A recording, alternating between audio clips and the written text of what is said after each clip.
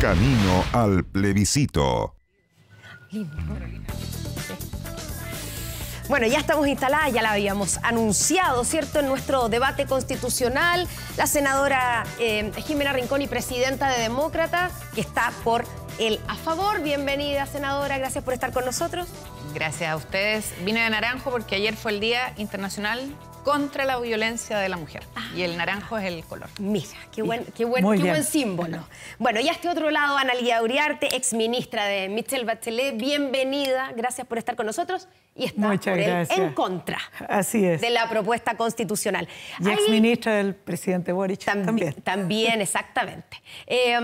Vamos a hablar primero de las encuestas que hay sobre la mesa, que han salido recién. Hoy día salió la Academ, que muestra básicamente que se estrecha la diferencia entre el a favor y el en contra. Nunca había sido la diferencia tan poca, tan baja. Son 10 puntos, 36, ¿cierto?, para el a favor y 46% para el en contra. Tenía yo 46. 38-46, ya.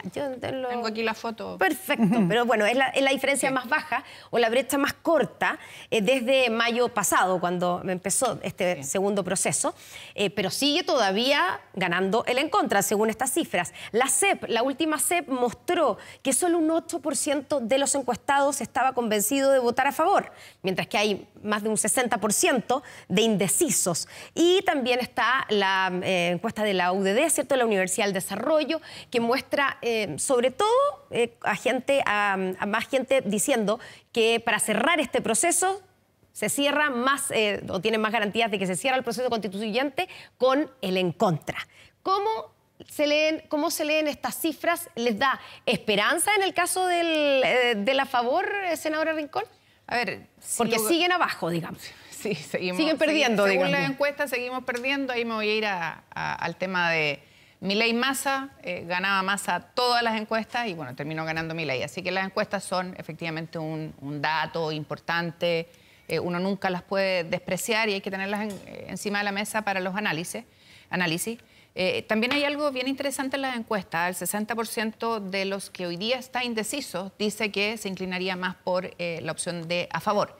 Y sobre si se cierra o no se cierra el proceso, la verdad es que yo recorté aquí una página de un diario que decía votar en contra y luego insistir por una nueva constitución, la idea que gana terreno en el sector de las izquierdas. Y Daniel Jadue, el colectivo Chile Vota en Contra, Alexis Cortés, Pamela Giles, Manuel Riesco, Tomás Hirsch, Lautaro Carmona, todos dicen que si gana el en contra, vamos por un nuevo proceso. Y en el caso de el presidente del Partido Comunista, él ha sostenido que, no la traje, ha sostenido que dice, más didáctico, dice que la verdad, o en realidad ha sido Daniel Jadue. Sí, él ha dicho, sí, ese sí lo traje, no el presidente del Partido Comunista, pero no es el más representativo del Partido Comunista. No es el más representativo, pero sí él ha dicho que hay que insistir con un tercer proceso y hacer. Pero Carmona sí dijo que iban a insistir.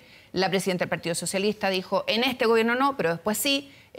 Jaime Quintana ha dicho que al 2030, para evaluar los cumplimientos, ¿no es cierto?, del desarrollo sostenible, ahí iríamos a otro proceso si gana el en contra. Entonces yo no sé si hay mucha certeza de que si gana el en contra, se cierra definitivamente. Eso es lo que dice simplemente la encuesta, ¿cierto? Que más gente piensa, según la encuesta de la UDD, que se cierra el proceso si gana el en contra que el a favor. Ana, ¿les asusta esto de que se estreche la brecha entre el a favor y el en contra? ¿Asusta en términos de que hay más opciones de que, ¿cómo se dice? Caballo alcanzado, caballo ganado. Claro. Eso decimos en el Maule, En el campo en general, ¿cierto? Sí, yo creo que esta es una historia que indudablemente se está escribiendo en el día a día y lo que uno puede decir es que nadie en ningún evento donde se invita a la ciudadanía a tomar una opción, el tema está resuelto, sino hasta esa noche, cuando el servicio electoral dice esto es. Entonces, lo que yo diría es que todavía falta tiempo para seguir debatiendo. Tengo la impresión de que hasta este momento la ciudadanía tiene una intuición respecto de por qué es mejor hoy para nuestro país votar por el en contra que por el a favor. Y yo creo que para eso estamos acá, para contarles por qué desde nuestras visiones un a favor podría ser bueno, o desde mi perspectiva, por qué el en contra creo que es la opción que vamos a tomar desde el socialismo democrático, desde el progresismo en general. Vamos a ir ya a los temas de fondo, pero quiero pasar primero por la franja, ¿cierto? Por la campaña que hoy día es parte de cómo la gente se está informando. ¿Qué quieren transmitir con la frase "que se jodan" en la franja del a favor, senadora Rincón? ¿Que ha provocado alguna polémica? Sí, sin lugar a duda. A ver, nuestra franja ha apelado, la de demócratas y amarillo, ha apelado a que se necesita dar certezas, que necesitamos reunirnos, que hay que pensar en las personas y ponerlas al centro. Esa ha sido nuestra apelación, y que este texto es mejor que el que tenemos hoy día. El presidente Boric ha dicho el de los 4 generales. Cualquier texto, decía él, va a ser mejor que el de los 4 generales. Y nosotros queremos apelar a eso. Ahora, estoy tratando de interpretar lo que quiere decir, ¿no es cierto?, la otra franja, la franja que se ha llamado ciudadana, respecto con el que se jodan. Y yo creo que lo que trata de... Claro, porque hay que aclarar que dentro de la misma franja, ¿cierto?, en el caso de la favor hay diferentes grupos. Exacto. El que se jodan no es frase de ustedes. No es frase nuestra. Voy a tratar de interpretarlo, ya, porque es una pregunta que... ¿Cómo se justifica, digamos? Yo creo que tiene que ver con la tremenda incertidumbre que hay hoy día en el país en el tema seguridad, seguridad ciudadana, seguridad económica, con esta sensación de sentirse siempre postergado, y que los temas que le importan a la ciudadanía nunca se terminan de discutir, y la política encuentra una y otra razón para estar en este debate eterno constitucional. Y esta mujer, ¿no?, que es la que sale con este "que se jodan", ¿saben qué? Vamos a cerrar esto ahora, y que se jodan estos políticos que están permanentemente en esta discusión eterna que no atiende a nuestros problemas, a los problemas. ¿Pero le parece una buena forma de conquistar el voto? Yo creo que, no sé, nosotros no lo usamos, pero yo creo que está tratando de captar el hastiamiento de la ciudadanía con este eterno debate de la política que no resuelve los problemas de los ciudadanos, donde la incerteza, la incertidumbre, la inseguridad es lo que hoy día los agobia. Y no hay respuestas para ellos. Ya, vamos a entrar al tema de seguridad inmediato, pero antes, Analía, se ha acusado, se ha apuntado a la franja del en contra, perdón, de mentir directamente, de decir y de engañar de alguna manera a la gente con algunos de los, digamos, de las afirmaciones que se han dado. Que, por ejemplo, que si gana el a favor es adiós a la educación gratuita, que, bueno, una serie de aseveraciones. Sí. ¿Han engañado, han mentido con la franja o no? Yo creo que esa frase que creo que hasta la propia Jimena usó, de "han mentido, han engañado", yo creo que tiene, como dicen ahora, un doble clic, en el siguiente sentido. Si no se cuenta la historia completa del artículo, y no se cuenta la historia completa de aquello que, si se aprobara este proyecto de Constitución, va a significar riesgo o incertidumbre respecto de derechos que creemos alcanzados y de otras novedades que se instalan en esta nueva Constitución, en este proyecto de nueva Constitución, que son francamente problemáticos de ver puestos en una Constitución, porque si yo los hubiera puesto en un proyecto de ley, yo diría, estupendo, vamos a debatirlo al Congreso, lo votamos en el Congreso, y una ley tiene un mecanismo para dictarse y también para derogarla, muy distinto a una Constitución. Pero acá estamos hablando de una Constitución, y eso es bueno que las personas sepan. Demos un ejemplo. Que, por ejemplo, y súper concreto y a la vena, digamos, se va a hacer una exención de contribuciones, la tan mentada exención de contribuciones respecto de bienes inmuebles, y eso significa que los municipios que se financian fundamentalmente del impuesto territorial, del permiso de circulación y de las patentes comerciales se van a quedar sin una parte importante de financiamiento. No es mentira, porque lo dice la Constitución, que ese régimen de exención va a ser progresivo y va a estar instalado al 2026. Y el gobierno tiene que enviar, el gobierno que sea, que le toque, tiene que enviar un proyecto de ley para ver cómo se va a reponer ese billón de pesos, de pesos a este fondo municipal. Quiero decirles que Jimena y yo somos abogados. Que uno diga que se va a mandar un proyecto de ley al Congreso no significa que se vaya a aprobar, ni cómo se va a aprobar, ni lo rápido que se va a aprobar. ¿Jimena? Y esas contribuciones van a operar de pleno derecho. Entonces, ¿es mentira que los fondos municipales van a sufrir una merma? No, van a sufrir una merma. ¿Se va a suponer que se ingresan fondos? No lo sabemos. Ojalá, quién sabe, si es que se aprueba la Constitución. Entonces, ese es el ejemplo que quiero dar, Connie, me parece que es muy claro respecto Clarísimo de cómo... el ejemplo. Veamos cómo lo responde Bueno, Jimena. me alegra que ponga justo este ejemplo Analía, con quien trabajamos juntas y nos conocemos muy bien, porque la norma, y este es el artículo 16, número 29, en su literal C, dice: el inmueble destinado a la vivienda principal del propietario, sea que se habite solo o en su familia, en su caso estará exento de toda contribución e impuesto territorial. O sea, inmueble destinado a la vivienda principal del propietario, ¿ya? Lo habite él o con su familia. Y agrega, acto seguido, que tiene excepción, esta excepción de pago de contribuciones, y es que los que tengan alto avalúo y los ingresos del contribuyente de su familia alto no tienen esta exención de contribuciones. Y nos vamos al artículo transitorio 14º, donde se establece que en el plazo de 6 meses contados de la entrada en vigencia de la Constitución, el presidente de la República deberá enviar al Congreso Nacional un proyecto de ley que contemple las excepciones constitucionales, que son ¿cuáles? Las de los altos patrimonios y de alto valor del inmueble. La excepción establecida en el literal C del inciso del 1629 se aplicará por derecho a la administración tributaria y de modo progresivo respecto del impuesto territorial anual a pagar. Vale decir, a ver, esta norma que dice que ni la vivienda de la Analía ni la mía van a estar exentas, vamos a tener que seguir pagando contribuciones. Pero va a haber un grupo, pero va a haber un grupo que no va a pagar contribuciones. Y ese grupo dejemos claro lo siguiente, va a ser mayoritario. Hoy día, de todas las personas que tienen viviendas comerciales, no comerciales, etcétera, solo paga un 23%. En todo caso, solo paga un 23%. De ese 23% que paga, ¿quiénes van a seguir pagando? Los altos ingresos y los altos montos patrimoniales de esas viviendas, de una sola, ¿ya? Y agreguemos algo más. Hoy día, la clase media, porque esta norma está destinada a la clase media, al pensionado. Hoy día había un reportaje en televisión, Analía, es así, hoy día había un reportaje en televisión que mostraba cómo una pensionada, una profesora, que no es capaz de pagar sus contribuciones, ¿qué es lo que le dice el fisco? ¿Qué es lo que le dice el país hoy día?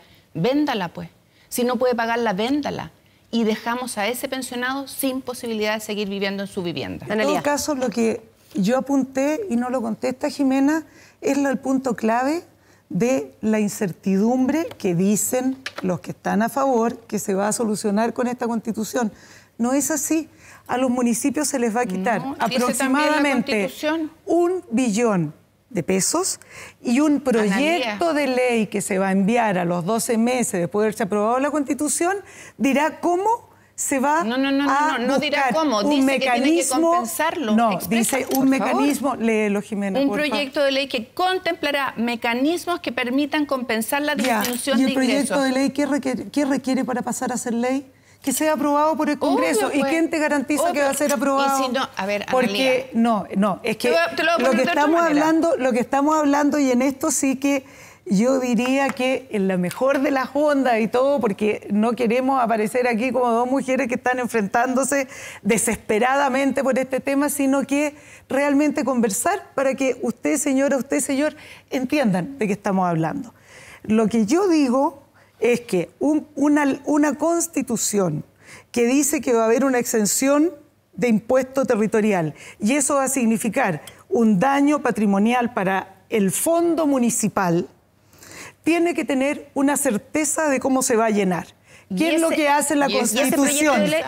En la Constitución dice que el presidente enviará al Congreso un proyecto de ley que definirá un mecanismo para llenar eso. Es decir, después de un año, El presidente va a enviar al Congreso un proyecto que les quiero contar. Servicio de biodiversidad y áreas protegidas, 14 años en tramitación. Ley de bosque nativo, 18. Y así siguiendo, muchos otros. Usurpación, para poner uno más en boga.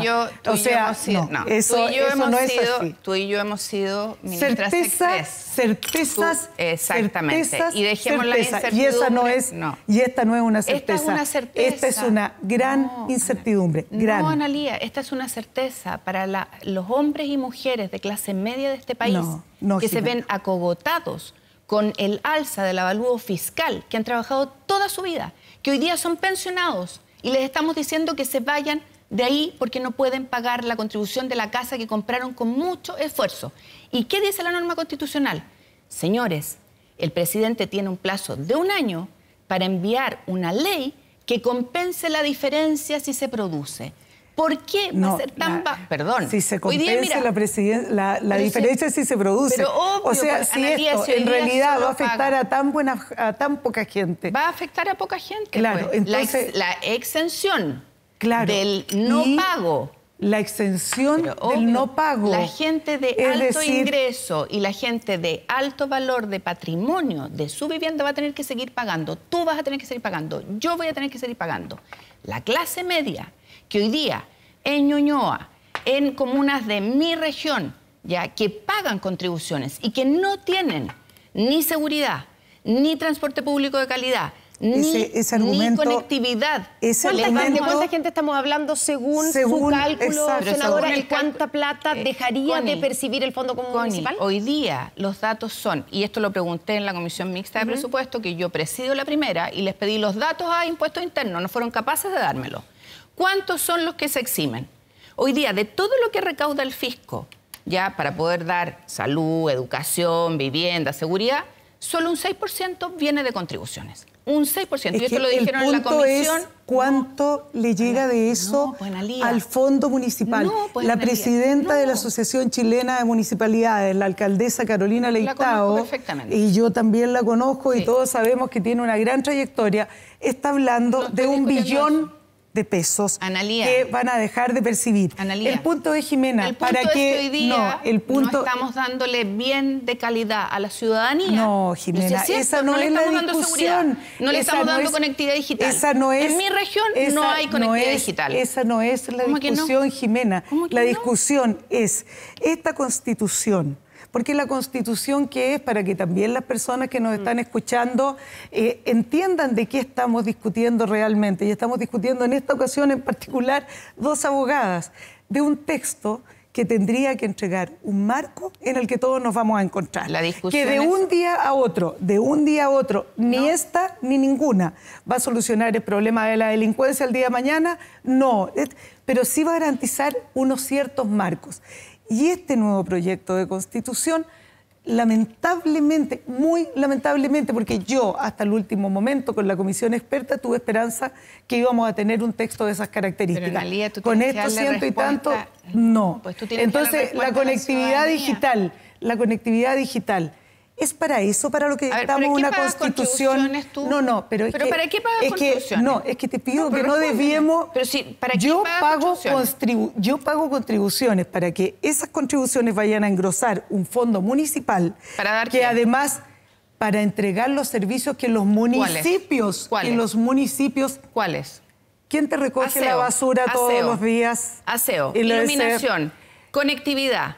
Servicio de atención en salud. ¿Por qué le entregas toda la conectividad al municipio? No, pero parte de los trabajos que hace el municipio, pues no. O sea, alcaldes de Chile, tomen nota porque ahora tienen que contratar de inmediato un servicio. ¿Cuáles son las cosas que hace un municipio? Hay bienes públicos que el Estado tiene la obligación de proveer. Exacto. Esta Constitución, además, el proyecto de Constitución, en la comisión experta habíamos estábamos de acuerdo que hubiera provisión pública y privada, es decir, una provisión mixta. Eso queda para establecido. Que no se entienda, por eso quiero decirte, para que no se entendiera que hay un sesgo ideológico que ya estamos luchando, no sé, no.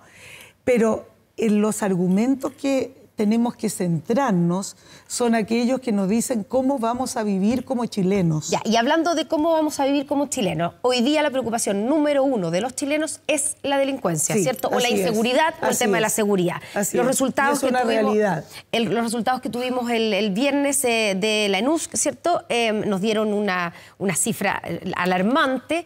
La inseguridad de los 90%, chilenos, claro, es el nivel más alto de la historia. 90,6% de los chilenos dice sentir miedo. El 2021 era 86, lo mismo que el año 2015. ¿Qué le decimos a los chilenos si yo les pregunto? ¿El 2015 era 86 también? Sí. Sí. O sea, así de, digamos, se mantenía. 86, Lo que pasa es que bajó entre medio durante la pandemia, bajó un poco. Y ahora o sea, llegamos... 86%, pero Sí. para decirlo en simple, o sea, hace muchos años que venimos con un problema bien tremendo. Pero es que entre medio, claro, con la pandemia No, cambió. solo para decirlo, Pero, para dejarlo sentado no, claro, como no es una de estos hipótesis. últimos años, bueno, por supuesto. Pero hoy día, primera vez que tenemos estas cifras, estos resultados. Bueno, ¿cómo esta propuesta constitucional pretende o podría revertir esta tendencia? ¿Cómo esta propuesta constitucional puede garantizarle a los chilenos que hoy día están asustados y con miedo que la situación de la seguridad va a cambiar para ellos? Analía. Bueno, yo creo que hay una materia que es tremendamente importante en términos de el Estado y cómo se organiza para efectos de abordar una temática tan grave como es el de la seguridad en un mundo, en este país, por supuesto, lo digo al tiro para que nadie me vaya a decir, oye, ¿dónde vive? ¿Cree que no? No. En este país, pero en el mundo también, con un nivel de complejidad tremenda. Entonces, ¿qué esperaría yo de una nueva constitución para efecto de la seguridad? Esperaría que esa constitución entregara señales muy claras respecto a que el combate a la delincuencia se realiza con un fortalecimiento real y efectivo, prioritario cuando tengamos problemas de esta envergadura para las policías que son las principales llamadas a enfrentar el tema, con una institucionalidad, instituciones que pudieran dar respuesta a aquello. Pero esta Constitución que nos han dicho, frena la delincuencia, me pregunto yo, y de inmediato procedo a contestar.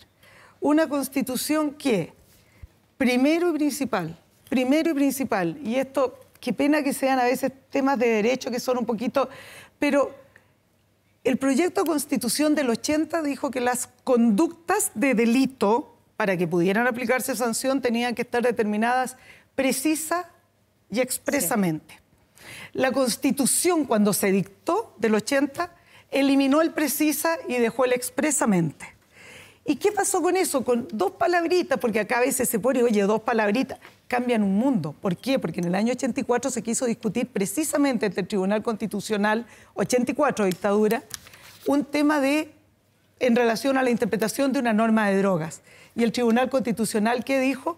No, la norma está bien, porque antes se pedía que fuera precisa y expresamente. Y como no quedó el preciso, entonces es posible sancionar. Bueno, les comunico que este nuevo proyecto de Constitución hizo el mismo ejercicio y ahora la conducta tiene que ser precisa y expresamente. ¿Qué significa eso?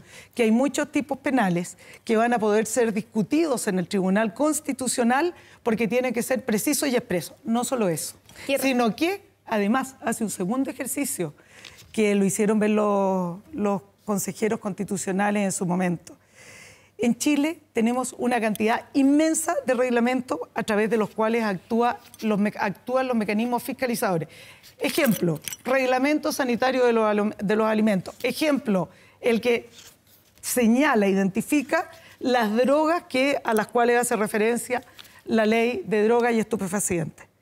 Bueno, resulta que esta nueva Constitución dice que para poder sancionar el núcleo esencial, o sea, la parte esencial que se va a sancionar a través de un reglamento para la fiscalización, tiene que estar en la ley. Bueno, les aviso que el reglamento sanitario de los alimentos habrá que convalidarlo, arreglarlo, el reglamento de la ley de drogas. Entonces, y no solo eso, los mayores de 75 años que presenten enfermedad terminal, sea cual sea el crimen o delito que hayan cometido, por ejemplo, homicidio, violación de niños, etcétera, van a tener derecho a hacer prisión domiciliaria. domiciliario total. Entonces, es eso, porque es verdad, con los niveles de inseguridad y todo, yo apostaría a una legislación con tipos penales y con reglamentos que permitieran llevar la fuerza del Estado. No lo veo. Y en cambio sí veo, y con esto termino, Connie, que estamos tramitando la creación de un Ministerio de Seguridad, separándolo del Ministerio del Interior.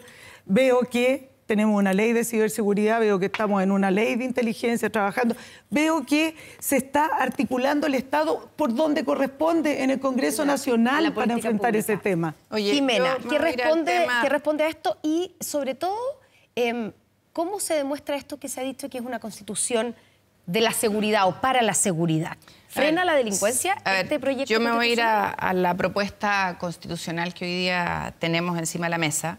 Primero hay una garantía, que es el derecho a la libertad personal y seguridad individual, está en el artículo 16, número 14. Está una regulación sobre la expulsión de los migrantes ilegales y eso la verdad es que hay que anotarlo porque en Perú, ustedes vieron la norma, establece la expulsión de migrantes en situación irregular, ha sido ampliamente difundido. Hoy día tenemos un gobierno que, siendo parlamentario el presidente, parlamentaria las ministras, hicieron todo por bajar la fuerza de la ley de migraciones y después han reconocido muchos partidarios del gobierno que fueron muy románticos al haber ido al Tribunal Constitucional y haber bajado el estándar de esa ley. Excepciones, contempla obviamente la expulsión en el caso de refugio, asilo, protección y conformidad, ¿no es cierto?, a la ley. Además, esta Constitución sanciona la trata de personas, un tema tremendamente importante y se consagra ahí. Además, hay normas en materia de frontera y Fuerzas Armadas. Nosotros presentamos con el senador Walker en enero de este año una reforma constitucional que repone el control fronterizo de las Fuerzas Armadas en nuestro país, el control terrestre, porque en el mar y en el cielo están, ¿no es cierto?, las Fuerzas Armadas. Y el gobierno no lo ha querido empujar. Y también nosotros empujamos el de la infraestructura crítica, pero claramente no es suficiente. ¿Por qué? Porque depende de la voluntad de quien gobierne, mientras que la reposición permanente, déjame terminar, Connie, es una norma que es necesaria y urgente. ¿Qué es lo que hace este texto? Hace dos cosas. Primero, en la norma permanente le entrega, ¿no es cierto?, a las policías y carabineros y policías el control fronterizo y nombra a las Fuerzas Armadas como colaboradoras. Y en el artículo transitorio establece la policía fronteriza. Está en la norma 36ª, que es importante. ¿Por qué? Porque Carabineros y PDI no dan abasto. Y de hecho ustedes han visto, ¿no es cierto?, ahí a la ministra del Interior con un megáfono para detener a los migrantes, lo que todo el mundo ha dicho de verdad es absurdo. La ministra ha dicho después que no lo era en una medida de ella, pero no lo dijo en ese minuto. Y por lo tanto, sin lugar a duda, cuando la principal angustia de la ciudadanía tiene que ver con la inseguridad, cuando no hay certeza en ese ámbito, cuando la mayor cantidad de presos en el norte son migrantes en nuestro país y hoy día se están cometiendo sicariatos, raptos, homicidios, obviamente que tenemos que reforzar el control fronterizo, tenemos que controlar la entrada ilegal de los extranjeros y tenemos que tener una ley mucho más fuerte. Se nos acaba el tiempo. Por lo tanto, creo que es importante decir que este texto constitucional, a diferencia de lo que dice Analía, es un texto que se pone en hipótesis que hoy día no tenemos y que son tremendamente necesarias para cuidar a la ciudadanía en nuestro país. Una sola cosita. Jimena cita el decreto que acaban de dictar en Perú, ¿cierto?, para ir en contra de la migración irregular. Bueno, con esta nueva Constitución no se podría dictar ese reglamento.